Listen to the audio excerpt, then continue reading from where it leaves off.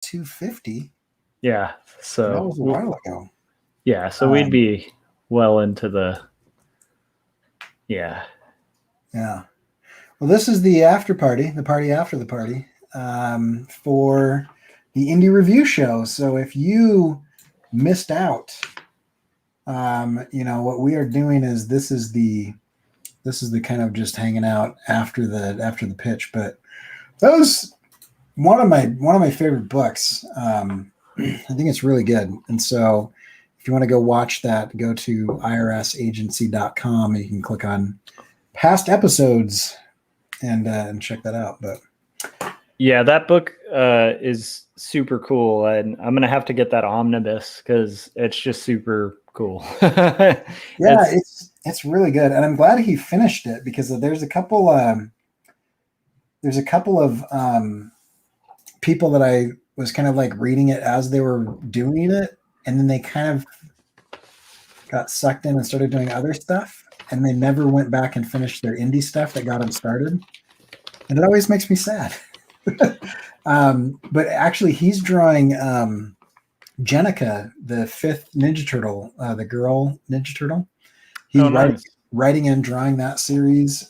He's done stuff for X-Men and anyway. So I think Guerillas kicked off his career, and now he's doing like that was Oni, and now who's got Teenage Mutant Ninja Turtles right now? Is that Dynamite? I think it's IDW, but I don't know. It could be Dynamite. Let's see. Yeah, let's see. Ninja Turtles comics. It shouldn't be that hard. They're like the best-selling comics right now. Yeah, it is IDW. Yep, IDW. They've been doing some beautiful books lately too. Those artist series books. They had some of those at Neil Adams' Krusty Bunker, which is a great name for a store. I guess he used to call he like ran a little studio of different cartoonists, and it definitely, like, they used to call themselves the Krusty Bunkers. That's awesome. And so it was like some kind of joke that Neil Adams just thought it was like a funny thing to call someone that wasn't like a slur or a swear word, but it kind of sounds like one.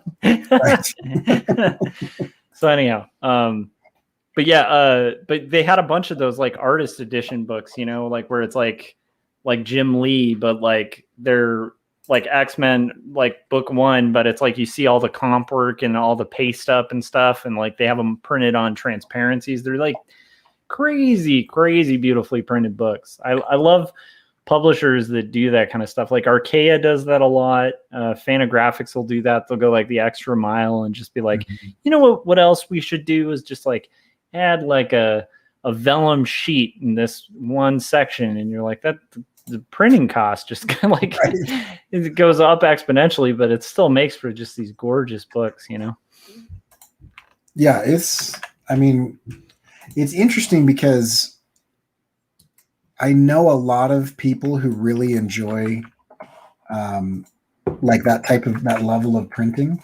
I don't know if the average, I don't know. It's hard to tell if the average consumer is going to get that excited about it. I think people do like good printing, but I think at the end of the day, like your average person, like, okay, so, your average person is going to buy like a very cheap, like Squire guitar for their kid. They're not going to buy like the most expensive guitar. I think people tend to think with their dollars, but at the same time, like if you look at like the best-selling like kids books, right? Like they're usually very beautifully printed. I mean, Where the Wild Things Are is like always tends to be printed on like French paper. It's like very beautifully done. I tend to think people want like the kind of middle ground, but I don't think those artist editions are printed for your average comic nerd. I think that's printed for comic artists, just to make us more broke than the pay in comics.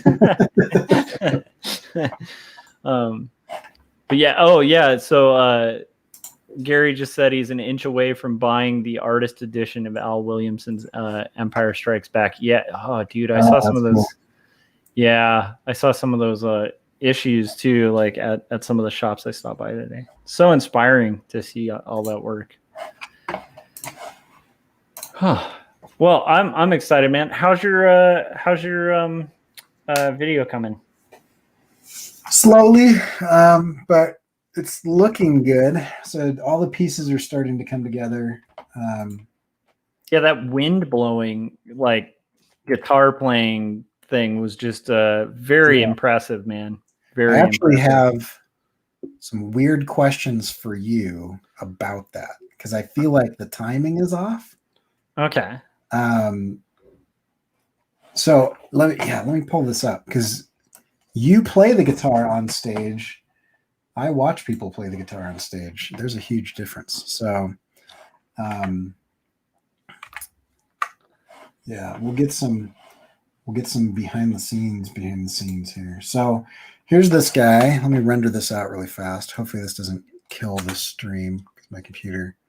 Yeah, I was gonna say, like a render may not be an easy way for me to give you timing notes because with After Effects, it's like anyone who's edited After Effects, the second you add audio, it's like it'll kind of like half render. Ooh, that's not too bad. So here's my question. Strum pattern is different than, like a rhythm, right? Because you can do different things. But what I'm wondering is when if you're like getting into it and you're leaning and you're doing the head bob and maybe bouncing your foot like he is, are you doing that to like a 4/4 or 2/4 rhythm, or are you doing that on the strum? You're probably doing that to the rhythm of the song. So like it would be like the 1, 2, 3, 4, or 1, 2, 3, 4. You know what I mean? So you'd be on like the 1, 2, like the 1 and the 3. Yeah. So that seems pretty appropriate. Like, if that's to the 2, 3, 4, 1, 2, 3. Yeah. And I'll be able to speed it up and slow it down. Yeah. But I just have it jam into whatever the beat is what's going to be like, whatever the rhythm section is doing, like whatever the bassist and the drummer's doing, that's going to be what the person's moving to. And then with guitar, obviously, like, you're going to have moments where you move with the guitar, but most of the time you're just moving to the rhythm. Yeah. And part of that is to keep rhythm. Like that's right. How a lot of that started. Like, I mean, a lot of like the jazz players that would like Lead Belly, right? Like you hear old Lead Belly recordings, which it's amazing any of them still exist. Right. But it's like, if you hear them, you just hear this foot just going tap, tap, tap, while he's playing. Yeah. And it's like a lot of jazz players just did that to keep time, So yeah, that makes sense. Yeah. So with his head, I mean, should I put everything on that rhythm? Because his head is kind of not on the same rhythm. Because I don't want it to feel robotic. Like, I don't want him to look like a metronome. But at the same time, like, if he's leaning in and bobbing his head, the head bob is probably going to be on the rhythm too, right?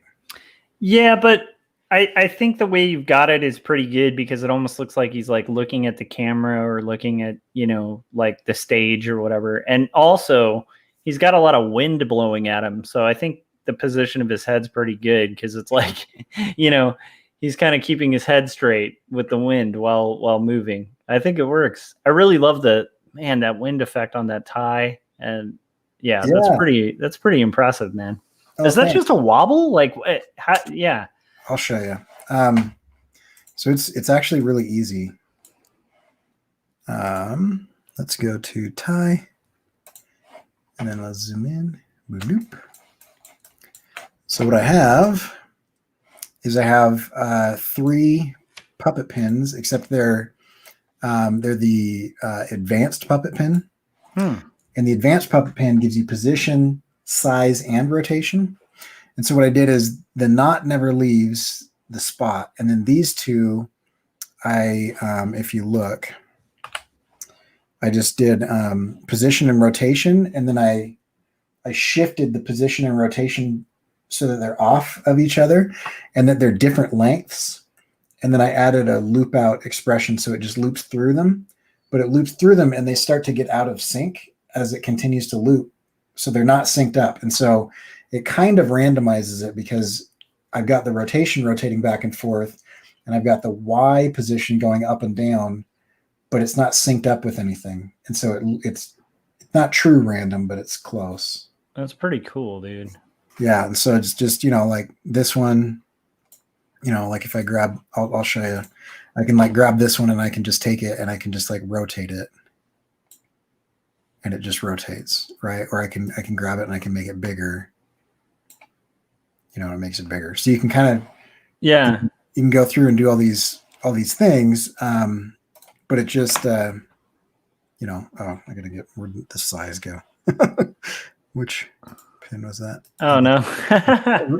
No, get size scale down to 100. There we go. The downside of like showing a process is sometimes it kind of can inhibit I've totally had that happen in classes too, where I'm like, and then you just do this, and then like I accidentally save it or something. I'm like, oh, what did I just do? Dang it, I just merged all those layers together. Although even that can be a really good teachable moment, right? Because then you're just like, okay, well, this happens sometimes when you're working professionally, which is why you should hit Command S all the time, or like, So Gary's saying that Frank is counter programming. Oof! All right, we're gonna have to get in a war with Frank Salazar. Doing live streams. Next thing you know, dude, Frank Salazar, if you're out there, man, we're gonna have like a dueling piano stream or something. Except I can't play piano. We could have a dueling guitar stream. I feel like Frank would totally beat me in a dueling live stream situation. I kind of agree with you because that guy can hustle online. So who we're talking about is the guy from Tarako Creative Cast who just had Gary Hodges on as a guest. And I was annoyed. This is why we shouldn't do cross streams, is I wanted to watch it and I had to prep for IRS. Right. And I was like, I wish it were a little bit out because then I can watch it. But I'll probably watch it after we stream. So, yeah. All streams can exist and flow in the same river. How about that? There's enough internet out there for everyone. That's true.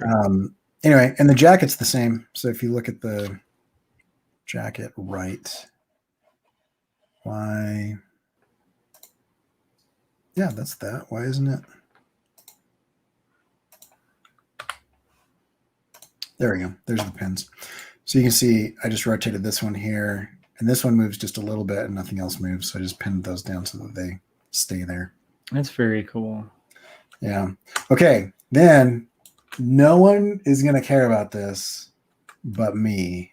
But I'm actually really excited about the hand. Because I went through and I did this whole like animation. I almost even want to like slow it down because I'll show you. No, not that one. Give me. Stop doing things. Probably hand strum. There we go. How did it go on your stream, Gary? Was it okay? I'm kind of interested in checking it out. So, is it worth checking out, Gary? Sorry, just asking. That is really cool. Like that looked really fluid. I kind of want to see that slower. Like it's 4 different hand drawings. So you're doing just traditional animation on that hand, basically. Not quite, because I'll show you. I'm not doing traditional animation because I'm not drawing every frame. I just drew 4 frames, but it happens over the course of like 30 frames. Yeah, that sounds like traditional animation, man. But a lot of movement. My in-betweener isn't some intern. It's the computer. It's filling in the spots. Well, because what I do is like I have. I'll show you. So I have this. I'll just render this one out here. So I've got this one, and it transitions to this one. And so what happens is, it does that, right? So it's rotating and moving position, and then during that rotation, I jump from one drawing to the next drawing. So it's a little bit of After Effects, and then a little bit of like traditional. Got it. And you're Scooby doing it basically. Yeah, right. But that's a little more than Scooby doing it, because Scooby Doo would have kept the same hand position. That's pretty cool, man. Yeah, it's fun. So I love the fact that you are getting closer and closer to more traditional animation now. Like the further you get out on this, it's pretty interesting. Well, thanks. I'm gonna actually grab. Oh, is it gonna do that? Okay. Yeah. Gary said, I think it went okay. I go into I think that's pronounced fugue state with these things, man. I don't know. Yeah, dude. I get that all the time where I can never really tell how I did. And there's times I've had this with live shows too, like with music, where it's like there's times where I've gone on stage and felt like I just completely bombed. But the thing you learn really early on with like playing shows is like if you miss a chord or you like screw up, you just play through, because like most people don't even notice. The only way they're going to notice is if you like stop the song and go like, crap, I messed up, and then it's going to seem really unprofessional. Right. And then everybody gets out of the zone because like people are pretty forgiving. But like the weird thing is also like there's shows that I've played where I felt like I bombed, and then like afterwards people would, and this is like back when we had like a lot of followers and stuff to when I played in bands, and people would say like, that was like your best show. And you're like, really? Like, because the whole time you're just like, that was terrible. Like I bombed so bad. And then you'd have shows where you felt like you just nailed it. You're like, I'm a genius. And you walk off stage and people are like, I don't know, man. You kind of hit a weird note on this song. And you're like, oh, really? Like, so yeah, I can never tell either with that kind of thing, but so I'm sure it went great. So I slowed it down. So there's the slowed version. Wow. That is really cool. I love it. Yeah. It's pretty obvious when you zoom in on it and slow it down. But when it goes fast.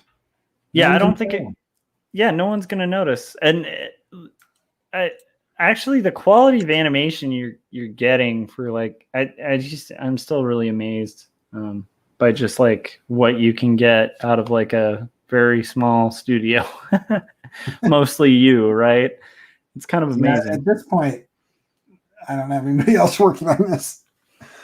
Oh man, Malia was joking the other day. I was like, I should have charged twice as much for this. It's taken me way more work and way longer than I thought.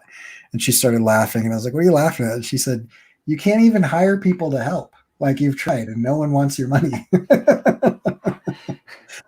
I'm like, yep, that's true. It's honestly not even just one person. Like I went after like 6 to 8 people, and they were all I didn't know that. That's crazy because like the weird thing is if I weren't on this crazy project, like if this were like after 2 stories, it's like, or if I like the shocking thing to me is like, especially like, it's like I have like the art director thing like full time, you know? Right. So it's like I have these limited windows to work. But if I didn't have that, I would have been all over that job because it would have been super fun. Not to say anything negative about anybody, but I honestly don't understand how it is that I can't hire. Like I can't, like, is everybody just, do I just not know enough people, or does everybody just have enough work? I mean, like this whole like economy that everybody's saying is tanking. People seem plenty busy that I know. I don't know. Anyway. Yeah, I mean, like that's the weird thing, because for me it was hard to turn down because it was good pay and like a good job, and like I just am shocked because I would think like, were I a freelancer at that time, I would have been like all up on that because like that's a good job. Like, I don't know, that is weird. That's interesting to hear. I didn't know that was the case. Yeah, it is what it is, but.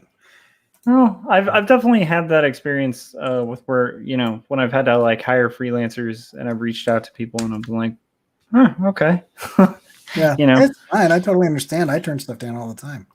Oh yeah. But for me, that was hard to turn down. So that's why it's so hard to understand, because I'm like, it was hard to turn down because I literally have time for my job and this. Right. But it's like, yeah, it would have been a fun job. Now I'm well, maybe off air I can find out who those folks are.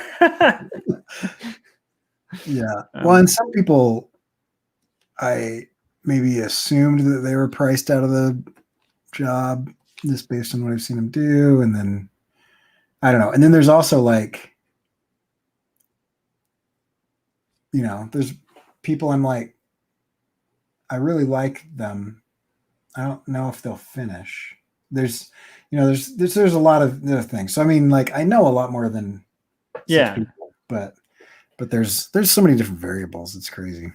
No, I've experienced the same variables because, like, when it comes to like your professional reputation, it changes a little bit. Like, it's there's a difference between like being friends and like being collaborators, and like being a collaborator with especially when there's money on the line and a client, like it's a little bit of a different game. You'll sure. I've definitely said that about like art direction too, where it's like you'll definitely like you have a much more honest assessment of who you want to work with when you have to hire people, and it's your reputation, because it's like, suddenly like that guy is really fun to hang out with at parties or whatever may not be the right guy. Like it's just it's an interesting dynamic, but yeah, it is weird to be on the other end too, because it's like for me, like I said, when I was freelance, I would have jumped on that job because it was fun, and like you don't always get super fun jobs. And also the possibility to learn something new. I don't know. That's the other thing is, I was telling some of these people, I'm like, I will teach you how to do this for not just for free, but I will pay you for me to teach you how to do this. Yeah. And, man, that's fine. Yeah. Well, I just hope something like that comes up after I'm done with this crazy book. Yeah, something might, because I am definitely charging way more the next time I do something like this. It's great though. Like I think it's been fun to see that sort of organically grow too. Oh yeah. Well, and the client, just by the nature of this client's so cool. Like I don't begrudge it because she's awesome. Yeah. Well, and they're letting you make some really cool stuff. I think you're going to end up with a really good product. Yeah. I think so too. Ooh, whoa, that was a weird noise. kind of breathed in and sniffed in at the same time, making this like swamp. I don't know if that appeared on the microphone, but it was pretty funny to me. Okay, let's see and allow him. Okay, go lower. This is where we stop talking to each other and start mumbling to ourselves. Yes, the mumbling part of the stream will commence. So yeah, it's been interesting doing this like guerrilla style. The connection there, right? Guerrilla, which by the way, if you guys have not yet, you should go to irsagency.com and watch the latest review of Guerillas, spelled like guerrilla warfare, but guerrillas in Vietnam. It's pretty amazing. It's a, what's cool actually. I was realizing this during, and I didn't mention it, but it's kind of cool that we ended up doing that after the Tardy books. Yeah, that Gary went over, because I can totally, like, I would be shocked if the guy who was doing Guerillas didn't look at the Tardy books. I bet he probably did. Yeah, I kind of want to reach out to him and see if he'd come on or something, because cool. I mean, there's so many great, like, there's Two-Fisted Tales, and like there's a whole ton of like amazing war comics, but it's like some of the staging in that and the pacing in that totally reminded me of Gary's review with that. I was like, oh, that's crazy, like the connection there. And also some of the commentary on war through it. So I was like, and also my desire to get both books. So it's like I need to pick those up because they're just like, but that one was just, I don't know, it seemed amazing. Anyhow, when doing the guerrilla marketing thing, with just going into comic shops and seeing if I can get them to stock the book, it's like it's been a really cool experience. But it's also like kind of like feels like an Easter egg hunt. Like it's a lot of fun. Mm-hmm. But it's weird getting, like, I've always struggled with this, and maybe you can help me out. Maybe Gary can too. But I always struggle with balancing like the sales part and the creative part. It's just so hard. Like for me, if I get into like sales mode, which I'm kind of doing at a comic shop, not like hard sales, but I'm going in there and trying to sell myself, right? Mm-hmm. And then I have to switch back to working on my comic. It's like a totally different mindset, you know, because it's like on my comic, I'm being vulnerable and I'm trying to improve and I'm trying to make things the best they can be. And like, then when I'm in sales mode, it's like, you kind of have to present it like, this is awesome, you know, like, and Right. You have to have like a level of confidence that you kind of can't have being creative, because then you'll make mistakes. Like, I don't know. For me, like the mind meld, like yesterday in particular, because I did the in-store signings and stuff. Mm-hmm. And then I've been doing this whole thing every weekend. Like yesterday, I just felt like I just needed a day to just be a vegetable, because I was just exhausted from, because it takes a lot out of you. I don't know. It's weird. It's just, I don't know where that is, you know? Gary was saying, I'm curious about your process here with the writing. Are you consulting a script off camera, or sort of writing this on the fly? Boom. So I do weird stuff. Like I notate my scripts to keep track of it, and then I fold it so I don't lose pace. But yes, this is all pulled from a script. So anytime you see me working on my comic, I'll have my script like hanging off of something, or often I just put it under my keyboard and use the keyboard to like cover the paragraph above, because I can lose focus. So that's the answer to that. Sorry. And then Gary was saying, I took that pic of Dinosaurs versus Mars Bots, which is a great comic, on the shelf at one of my local comic shops, and was struck by the sheer volume of books out there. So many. D versus M, Dinosaurs versus Mars Bots, is just one in an ocean of content. Yeah, it's humbling, right? Like for me, going into like Neil Adams' Krusty Bunker and being like, hey, I'm a cartoon. Oh, I forgot to mention, I wish I had this on video. So Neil Adams' son, like one of his sons, is like a co-owner of the shop, and he walks in the store, and I'm talking to him about my books, and my son walks up to him and goes, do you like comics? And the guy's like, yeah. And I'm like, yeah, I mean, the guy runs a comic shop. Of course he likes comics, you know? And he's like, well, my dad makes comics.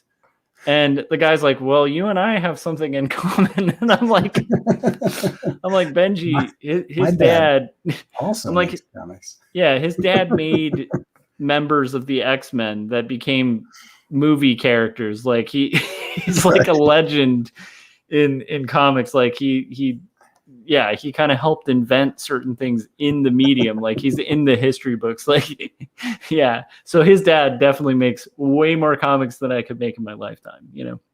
But that was a funny, humbling experience where I'm like, yes, Benji, your dad makes a comic. His dad makes comic book history books. He has like, it's cool. It's cool that he handled it that way though. Oh, it was adorable. Yeah, it's so funny. He's hilarious. I love the way he is in comic shops, because when we got in there, like, you know, because I'm also using this as a way to introduce Ben to comic books, you know, and like comic book stores and geek culture and how cool. Like so far, every comic shop we've been to has been just so awesome to him. In this one, in particular, the guy working there, oh my gosh, now I'm blanking on his name. Paxton. My wife is really good with names. That's why I was asking her. And she's working on kids' books in the background, so she's having a late night working too. So like Paxton, this young guy who works there, works the register, like takes Ben around the shop and is like, let me talk to you about your interests. And he's like, what do you like? And Benji was like talking about, because right now we've gotten him into like the Sonic the Hedgehog comics that are through IDW, and they're brilliant. They're like amazing. And my kid likes Sonic as a character. So he starts talking about that, and then he just randomly is like, and I like wolves. And like wolves are amazing because, and the guy just takes him around the shop and like bought him, the guy who works there, Paxton, bought my son his first Spider-Man comic, like his own Spider-Man comic. And we were like, dude, we can buy it. Like, that's okay. Like, if he wants to get the book, we'll buy it. And the guy was like, no, I want to be the guy to buy him the first Spider-Man book. Cool. And I was like, I've got a whole bunch of Spider-Man comics at home. Like, that was my, but it was really neat. And it was just an example of like how awesome all these people are. And then Frank was saying it was my master plan to keep Gary from the IRS. Exactly, Frank. But we're going to have like a dueling piano kind of scenario. No, we were joking earlier, Frank, that that the only thing I was bummed about was like I actually wanted to watch, and I can't watch your stream while I'm prepping for ours. So, but I'm gonna watch it after the fact. I bet it's really cool. I always love hearing like Gary's process because I think it's kind of similar. Like I think Gary, you script out stuff too, right? I feel bad because now I'm going to ask all the questions Frank probably asked.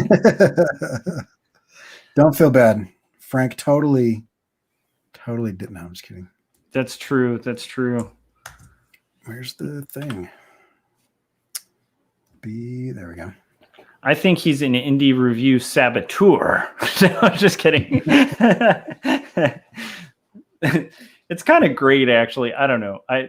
Anyhow, what am I working on here? But anyhow, it's funny to see. Like, I like stores. Like, to me, it's really cool to see stores that like specifically engage him, and also like a lot of people's claims that like kids aren't into comics and comic shops don't cater to kids anymore.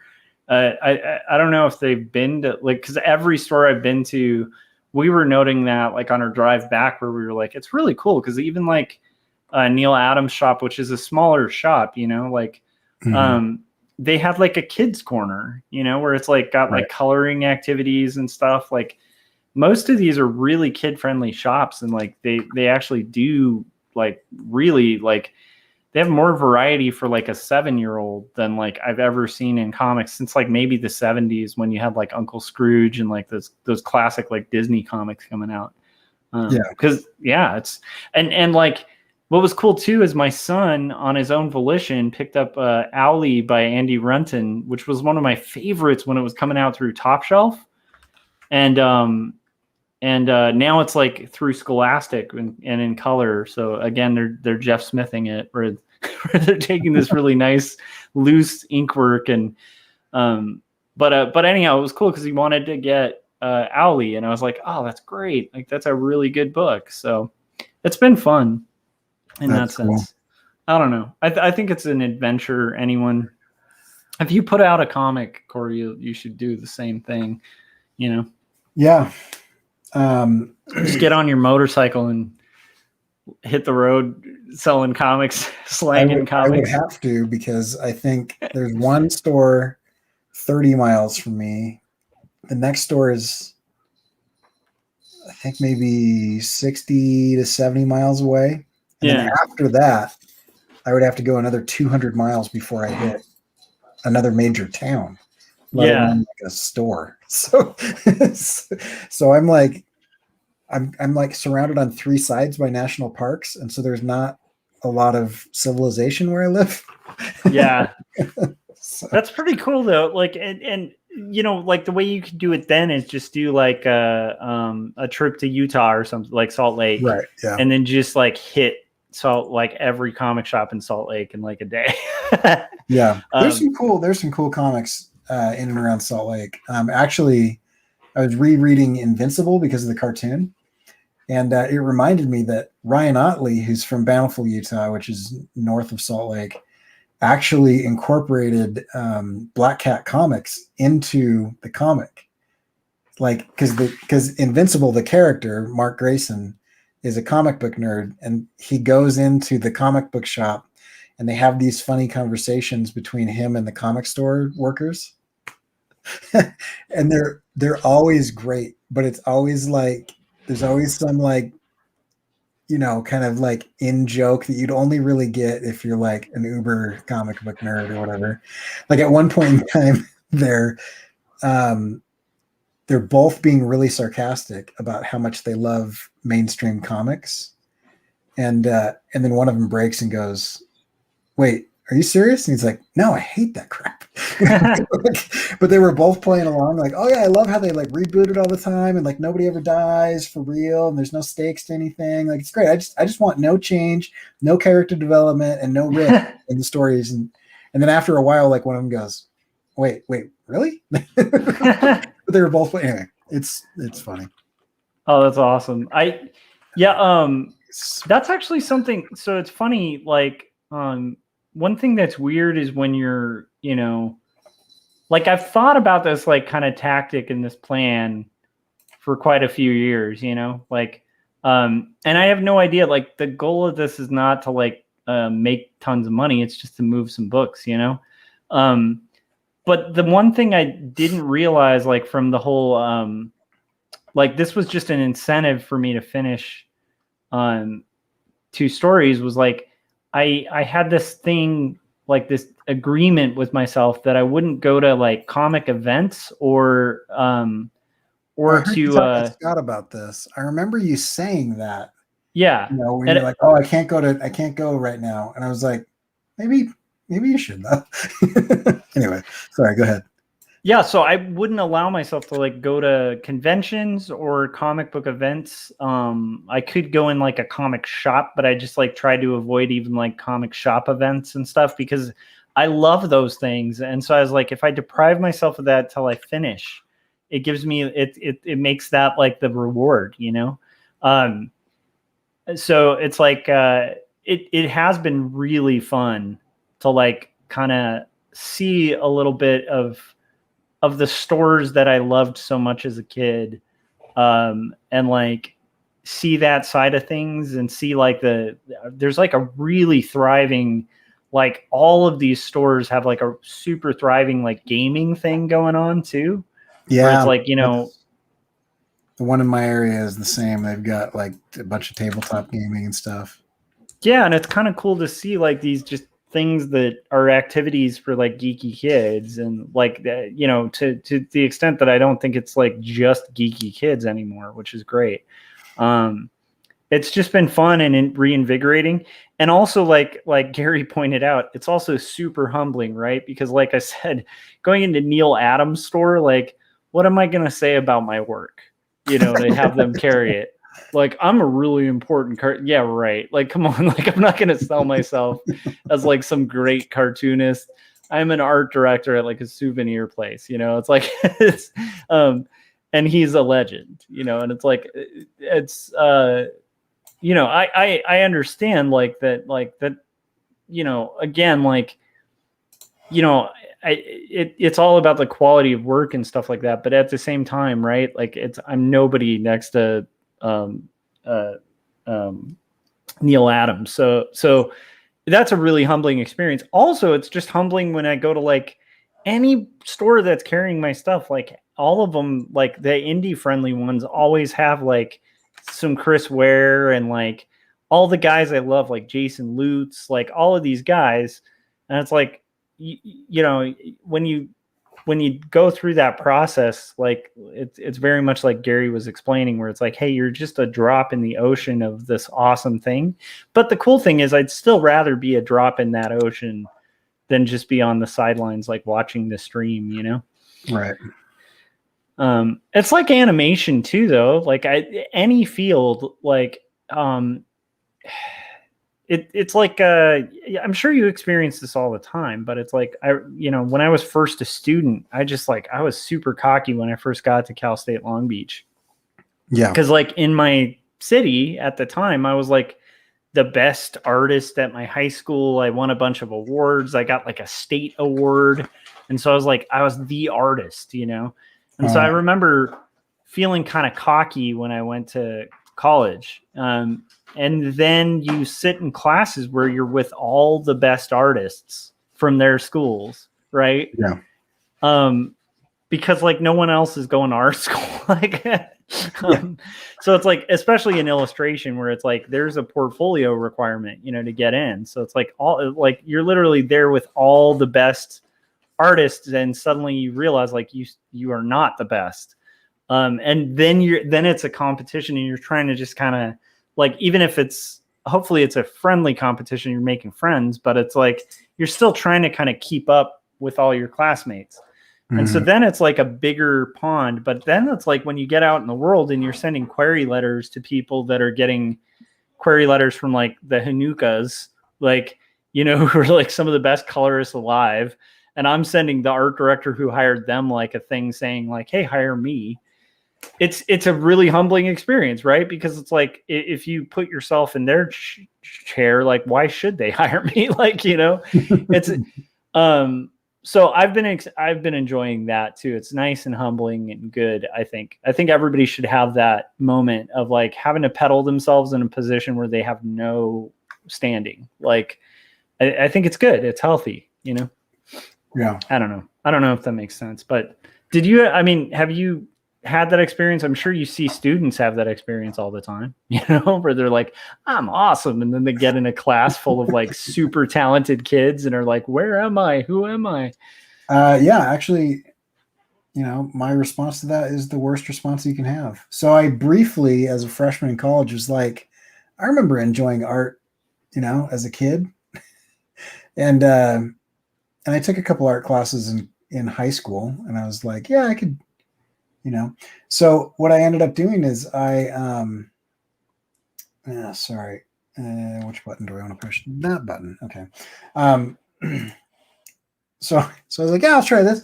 So I did an art major and I realized, oh, I'm not the best one in the class. And I changed my major and didn't do art again for another 10 years or something.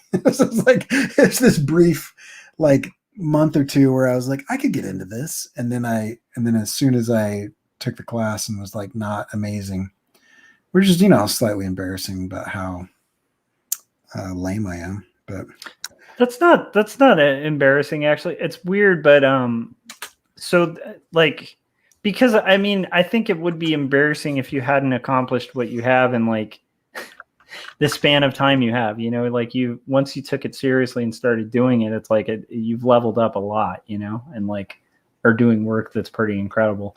But It's like, but also, I just think back to like, I often am like, I wonder where I'd be if I had, instead of having like, what is it, 2012 to now, so whatever that is, 8 years. Yeah. Instead of having like 8 years under my belt, what if I had like 28 years under my belt?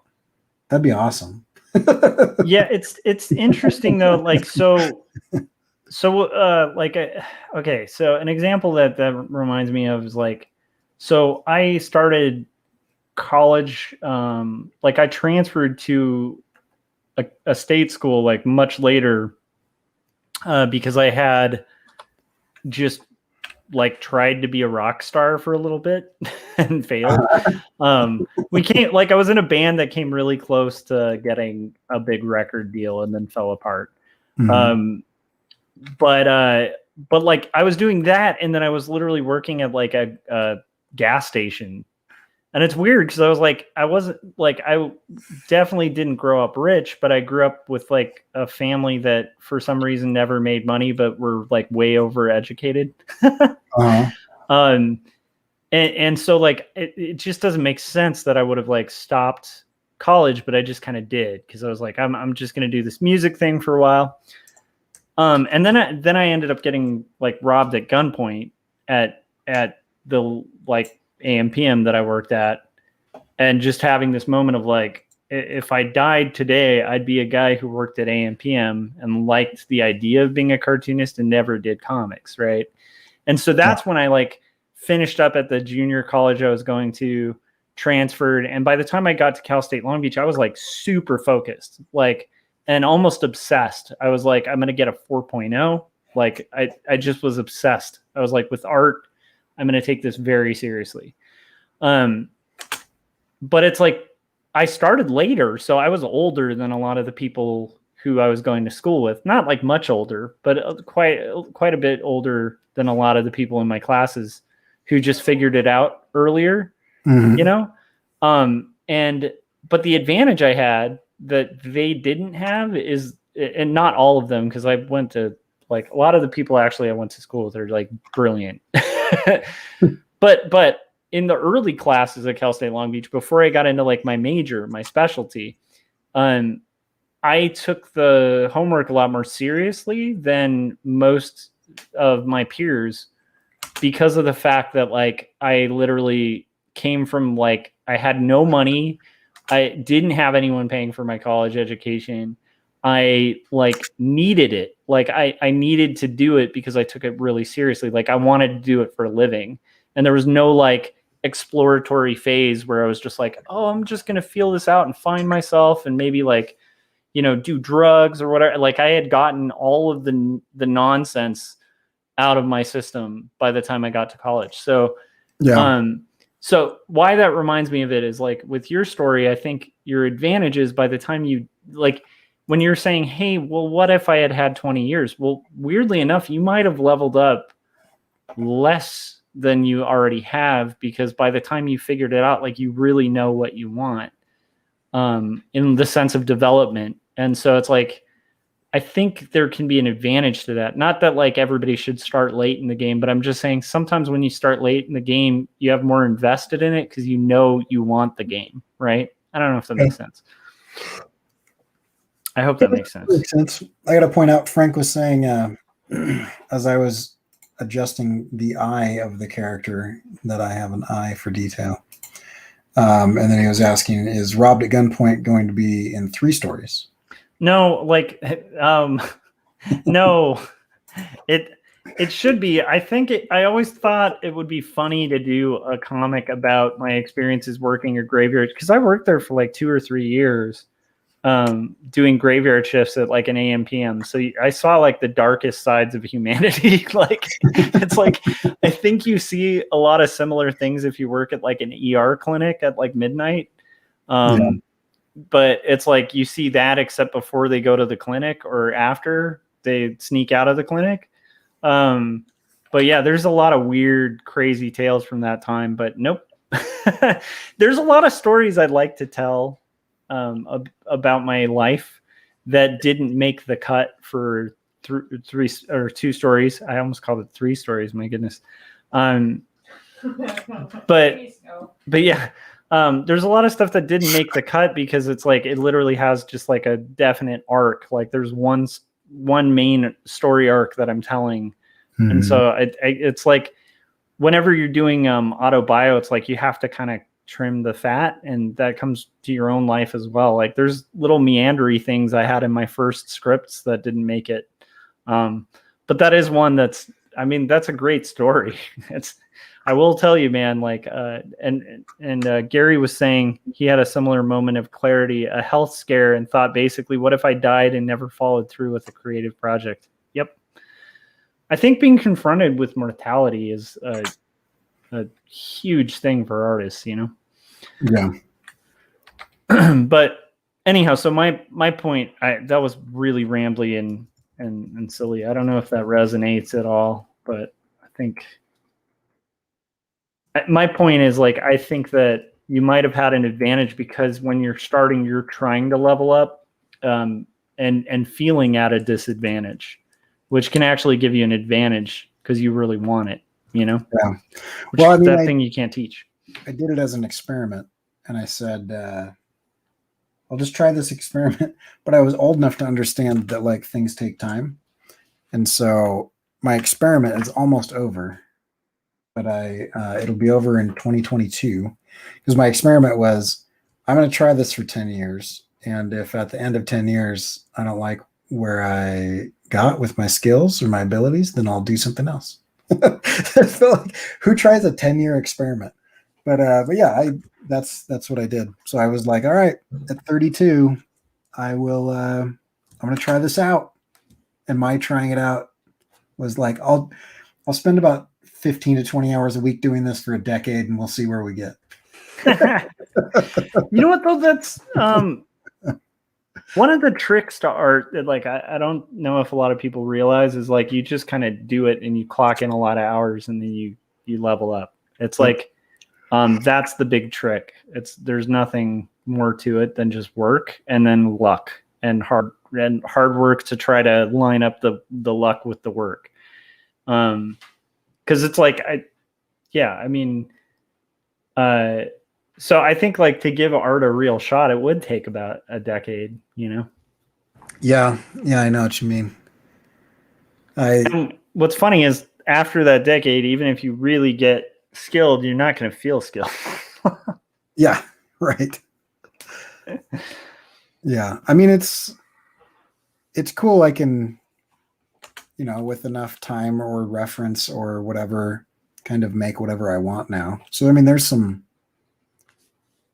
like milestones that I've hit that are noticeable. But yeah, I mean, it's not like I make stuff and I'm like, I'm the best there is. I love this. I have arrived. There's no more growth needed. So, okay, I think I'm going to call this guy done. So I've got he leans forward, his chest, his leg. I'm going to pretend like I didn't just see that the model broke. I don't think anybody else is going to notice. I get into stuff where I'm like,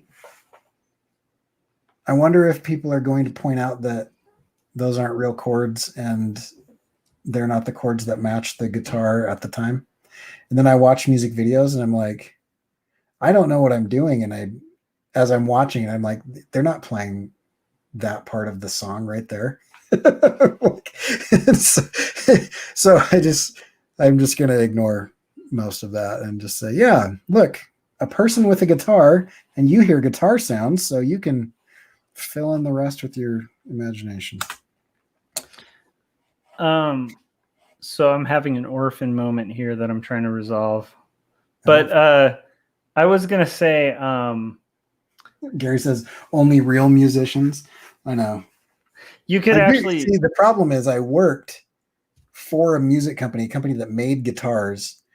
And so like I didn't just work with musicians. I worked with like audiophile musical engineers who would they had a preference of like which lady at Fender would wrap the coils of their pickups. Like they knew their names. Like they're like, I like it when Pam wraps the coils of the pickup.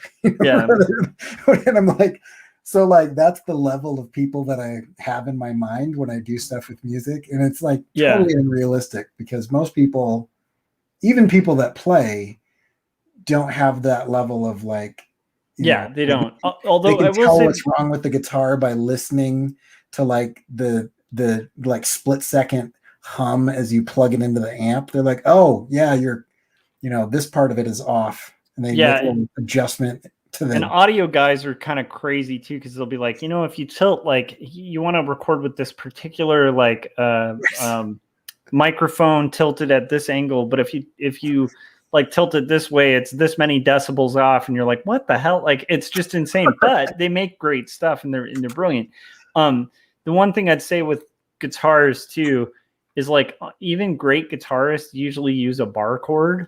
And so as long as you have that handhold and like a bar chord, like people will buy it. Because then it can slide wherever on the neck, and it's like, here's what I've got. I've got whatever this is. That's an open chord. That's a little strange. Yep. If he has a capo, it would make sense. Whatever this is and whatever that is. I've got those two, and then I just have him move his hand around occasionally. That's it. So there's the idea of chords changing. That's what we're going for. I mean, it could work. Maybe he's like muting the open E, like with the. Sure. Yeah, that's a chord, kind of.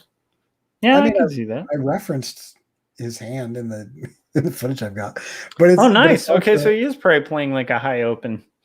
Yeah, I don't know. It's not the same song. I couldn't find footage of them playing this song.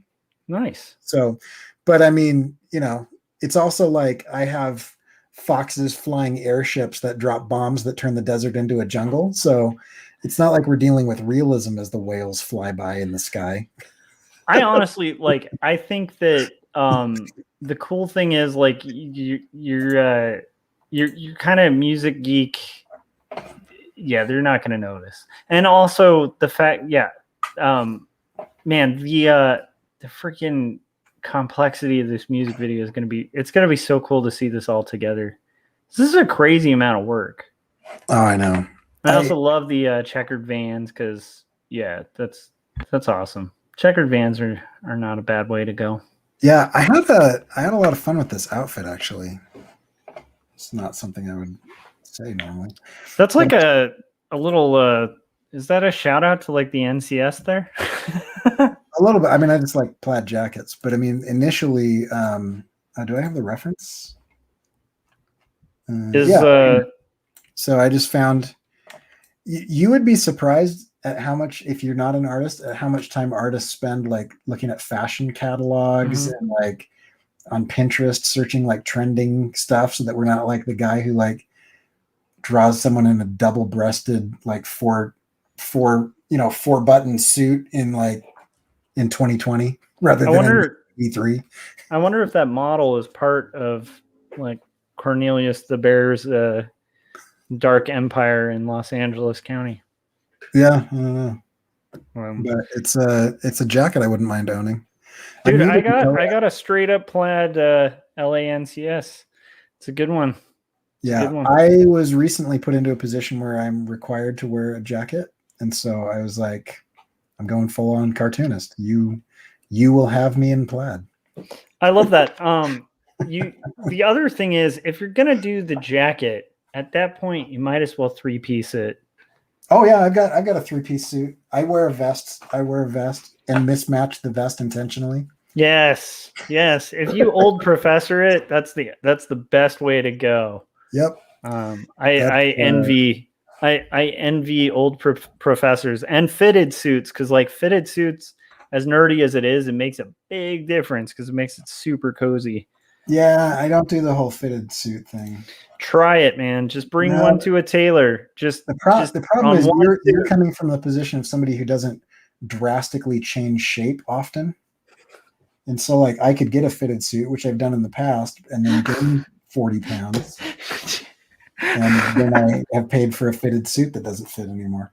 I'm sorry, I'm not trying to laugh. That's just I had a visual of like realizing why that would be problematic, and it was funny. It wasn't a visual of you, it was just a visual of a character with a fitted suit, and then like, honestly, I haven't tried on my fitted suits, and I've done quite a bit of exercise since, and also gained a little bit of weight. So I wonder I wonder if they'll be as comfortable as they were. Yeah. Right. Oh man. Yeah, I didn't even think about that. I wonder. I just wonder in general. But yeah, it's funny. It's okay. Like, I think it's fine to be any size, right? Like, I don't care, whatever, body positivity and all that jazz. But like, the worst thing is when like my buttons start to do that like opening, where there's like they like pinch in at the buttons and then they flare out in between the buttons. And I'm like, yeah, this is just, I'm just now I'm just wearing clothes that don't fit. Gary was saying, I was watching a movie where a musician was supposed to be bad, and my girlfriend, a classical musician, observed he was playing like a person who's actually very good but trying to play poorly. Right. And then Frank said vests are cool. Yeah, that's true. That is true. Yeah.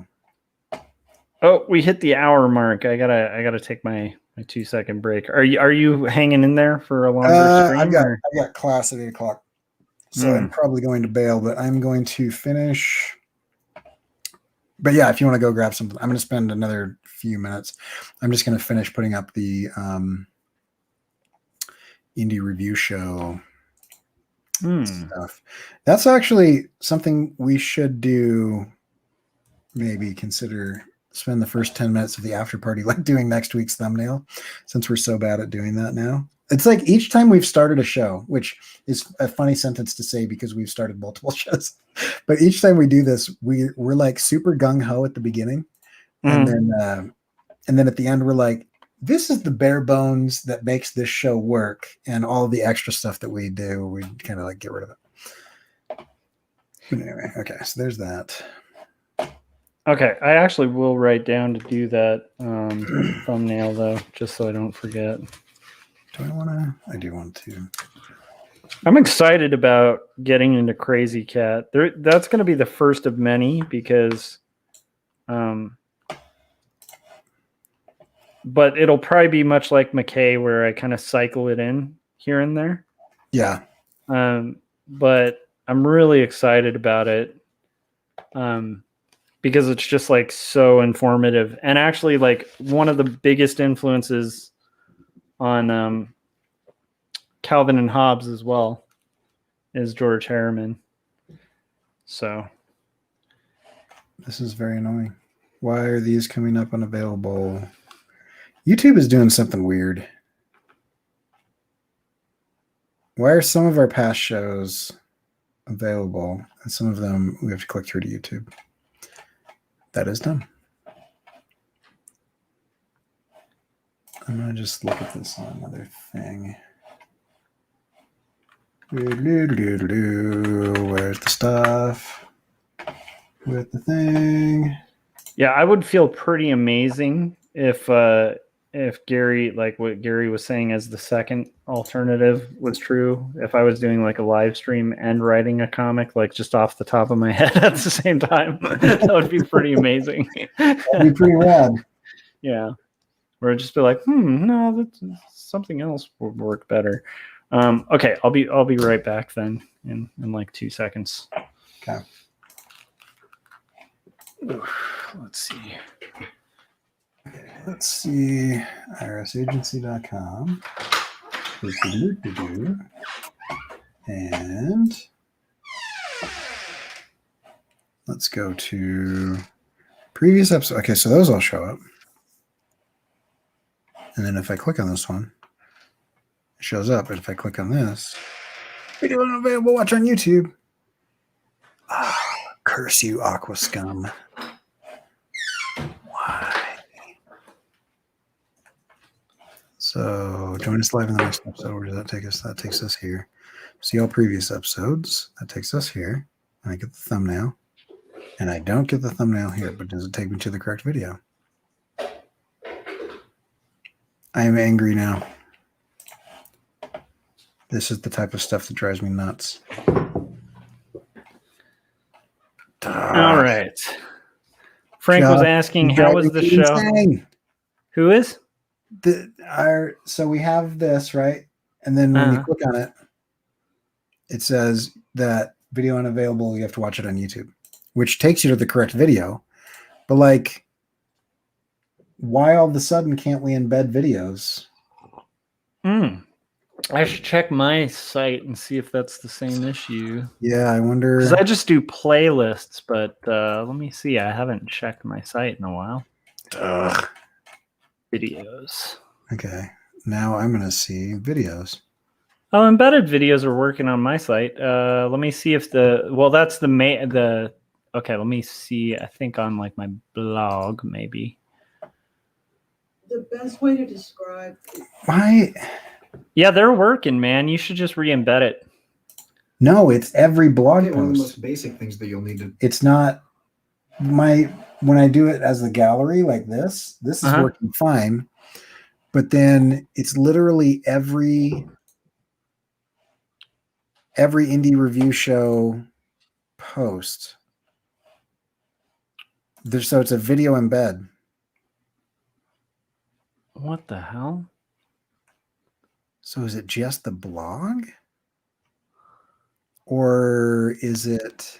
Let me see if that works on Why my does this blog. one work?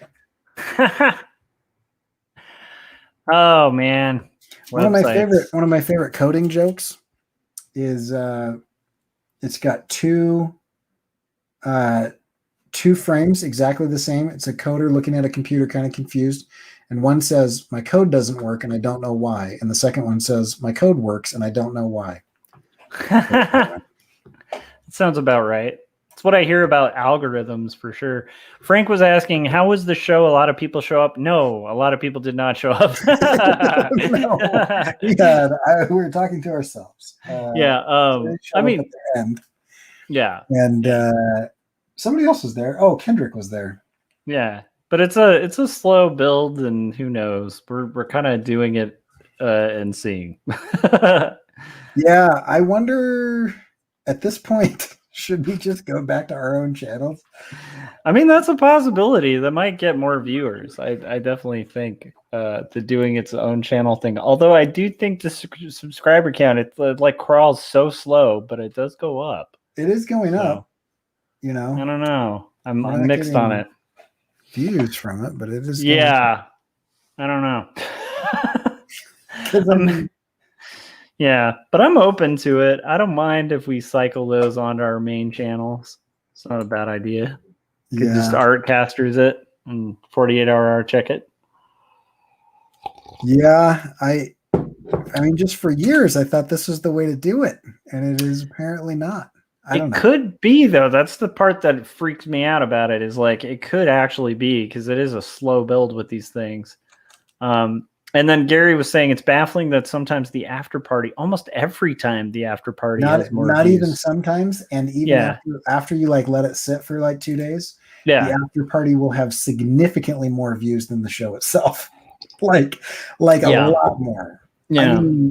I mean, I have a decent subscriber count, but not like, I don't know. We don't have a ton of subscribers, but like at the same time, like I'm advertising it on my channel. Yeah. It's content that people that subscribe to me should be interested in, I would think. And then they're more interested in just Josh and I rambly talking about whatever we want rather than like this nice formatted thing going after this good content of like amazing books and whatever. It's like, oh, you know what I'd rather hear is Josh and Corey mumble to themselves about keystrokes as they ignore each other.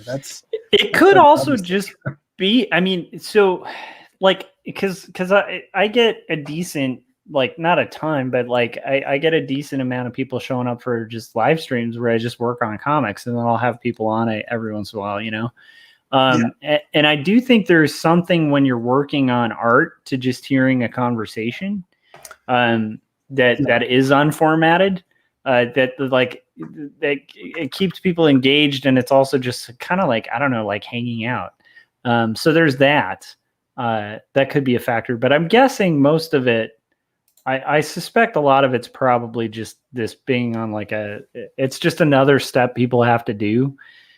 And, that's got to be irritating. But then again, I would think like once you have the subscription to that, if you like the content, then like it's less steps. So I don't know. The other possibility is maybe the show sucks and people don't like it. You know what I mean? Like there's that too. Yeah. 100%. Because I think it's awesome, and I would totally show up to watch that. But then, I'm weird. Yeah, that's true. I have strange tastes, so it's maybe it's possible that it's just lame. There's that 100%. I also did I did this really cool. Did you see this show up? I actually wonder if it's the thumbnail that I did. But did you watch this one? Oh wait, I'm not showing my screen anymore. Oh yeah, we got to get Gary on the slate for monsters. Yeah. So, dude, when do you want to do monsters? Just let us know, Gary. Yeah, we'll slate you in. Pick a Monday. Hell, man, you could go next Monday.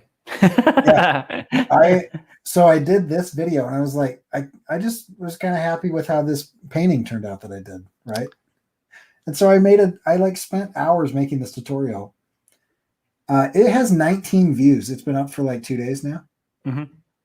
I'm like, I spent the painting itself took me 10 minutes. And then I spent like 2 hours, maybe an hour and a half, like editing it and making sure that like the timing was nice, and like I had like overlays, and I had like where I was like zooming into different parts and different stuff. And freaking less than 20 people watched it. It's just like, why do I bother? Anyway, if anybody's looking for a nice tutorial on textured flame maple top guitar painting in Photoshop and how to use blending and transparency and masks, here's a video. It's 3.5 minutes long. It took me 2 hours of my life. It took me an hour and 50 minutes longer than it took me to do it in actual reality. I don't know why I did it. Why am I doing this, Josh? Why do I I'm in the middle of crunch time. I'm really killing myself here to like get this project done. And then I have this incredible urge to like make a tutorial. That's like the worst type of resistance. Yeah, I have no idea. I like part of why I do the like most of the stuff in streaming formats is just like if it can be something I can balance with art, ideally that's what I want to do. Not that that's not art. So like that's a weird thing too, because like there's an art to video editing and stuff too. And I will say I don't spend a lot of time doing that. And I think were I to, I might have more kind of like YouTube success or whatever success, But I don't know, man. Who knows? It's all a mystery to me. Because I see people that suck on YouTube and they've got tons of engagement and followers, and I see other people that are incredible. Yeah. And it's like they're unknown. Yeah, but then again, I also like know some people who have like pretty big subscriber counts, and it's like not like equating to like a ton of like success outside of like, you know what I mean? Like, so it's kind of a mix where it depends on where you're putting your guns and like what exactly your objective is, like for me, it's been pretty interesting, but yeah, I do occasionally find it baffling, but interesting where things go. I don't know. Who knows? Yeah. I think I've got I don't know why this keeps man, that rotate tool thing is really irritating. There's like a bug, at least I think, on Photoshop. It might just be me accidentally hitting the shortcut key or something. What's going on with it? Just like every once in a while, the rotate tool just freezes on there. And I'm like, I didn't even touch the rotate tool. It just shows up on the screen and won't disappear. Oh, I have something that's super weird too, and I can't figure it out. My right click button on my Wacom stylus pen does not work in Photoshop specifically. It works in every other application. But like it's like not registering in Photoshop. Like, what is it about Photoshop that's disabling this feature?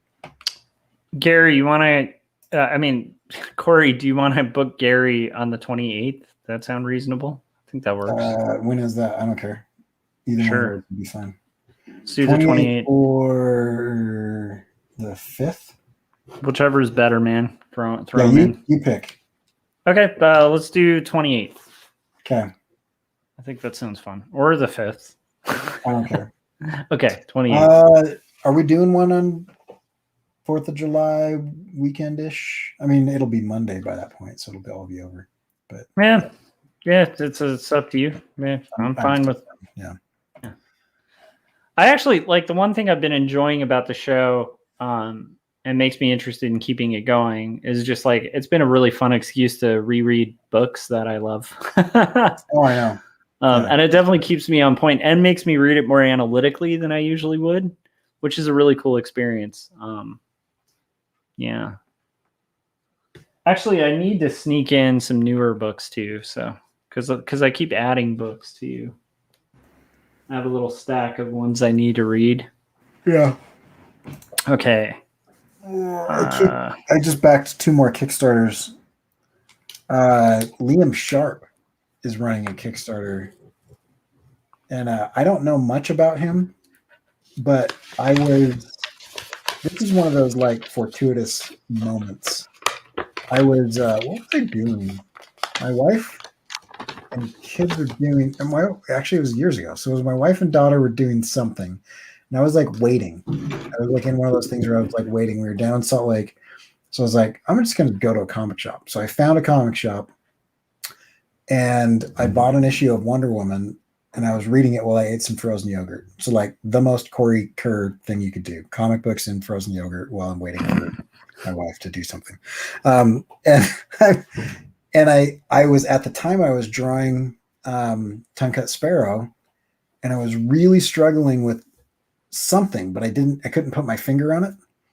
And as I'm reading this Wonder Woman issue and Liam Sharp was the illustrator, I opened this page and this page like blew me away. I tried to buy it, but it was like more money than I've paid for cars before. So I was like, oh, okay. So this guy's like huge and I will never be able to afford a page of his. But it was like Cheetah like sitting in this throne of like skulls and like vines and stuff. And the way he did the leaves with the ink, it totally changed the way I looked at like foliage. And so I was like, oh, it like unlocked something in my brain. Anyway, that's my only Liam Sharp moment, was that issue of Wonder Woman. But since then I was like, I gotta find out about this guy. And he's got a Kickstarter right now. It's like at $114,000 or something. Oh, sweet. But it looks incredible. And so I'm really excited to get that one. There's like 2 Kickstarters right now that I'm like really stoked about. I should not be spending money right now because I have all these hospital bills from the baby. But oh yeah, how is newborn taking care of life going? Good. Yeah? It's good. The last 2 nights had like a long sleep. Like everything other than the last 2 nights, she's been waking up every 2 hours nonstop, screaming all the time, which is exhausting. But then, he's at $119,000 now. He's about to hit $120,000. Nicely done. Like any time people are making money doing comics, it makes me happy. I know, and his work is great. Yeah, his inks are amazing. It's cool. Yeah, let me just show this on the screen. He's like Art Adams level inking. Oh, cool. Yeah, that is gorgeous. That's very nice. And he paints and stuff. Oh, nice. He works on like Dread and stuff. Yeah. Oh, he's done all kinds of things. That's smooth. But anyway, yeah. So the last 2 nights she like slept for like from like 11 to 5. And so I'm hoping this is an upward trend of new stuff, because that would be great. But yeah, so I guess he's doing 3 books, and he's doing one at a time, which is an interesting way to do that back to back. All 3 books are probably done because they're art books. They're like, here's what I've done in comics. But then instead of spending $90 or whatever it is, so $35 for one of these books. So instead of spending like $100, you spend $35, and then you're like, well, I want the second one. So then you spend $35 again 2 months from now, and then another $35 again 4 months from now. It's a pretty genius way of doing it. That is pretty awesome, actually. It's a smart idea too, because it's like, well, I have this nice case. Right? Yeah, I got this case with I can't just empty spots in it. Yeah, it's made to fill. It's like the Pokemon thing, where it's like, well, I have this card deck. I just need like the, extra filler cards. I need to buy like 50 packs to get that one missing card, Right. Which, by the way, so like my son did get like a Pokemon starter deck. Oh, yeah. And I have no idea how to play Pokemon, and now I'm gonna have to teach him. So I need to learn how to play Pokemon, and I'm like, I didn't want to be like, this is no diss to people who like Pokemon. I think it seems like something I probably would have been really into, like, when I was younger. Yeah. It's just like I missed that whole card, like Magic the Gathering, all of that. Like, my role playing days were like, where you'd have like a 12-sided die and like a funny book that you had to read all these crazy things on. Now I need to like learn how to play Pokemon. So if you guys have any resources, like I don't know if Gary, I don't know if you guys are familiar, but if you have any resources on like starting Pokemon, like especially for like how to get like a 7-year-old to understand it, let me know. Because he like loves everything Pokemon, and it does look like a fun thing to play. I just like I'm probably gonna need to get a starter deck to play with him, and yeah, it's just a That's what's going yeah. on. No, what? So anyhow, This is another problem I have. I built this a very long time ago, and I can't remember what each of these layers do. are you saying you built this city? Yeah, I wish. I wish I built something on rock and roll, but I think I built it of gum and twine and duct tape.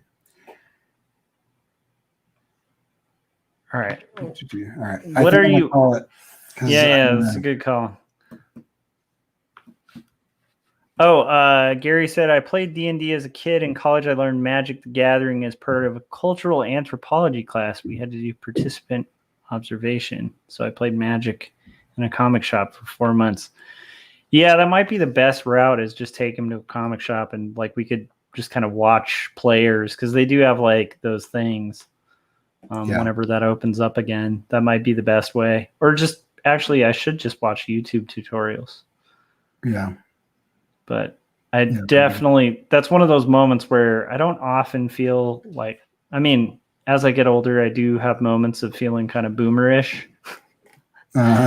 That's one where I feel totally boomerish, where I'm like, I have no idea. Like there's a card and like powers and oh my gosh, I can't. How do I work this remote, Benji? And he's like, Dad, it's not that crazy. Anyhow. I saw something recently.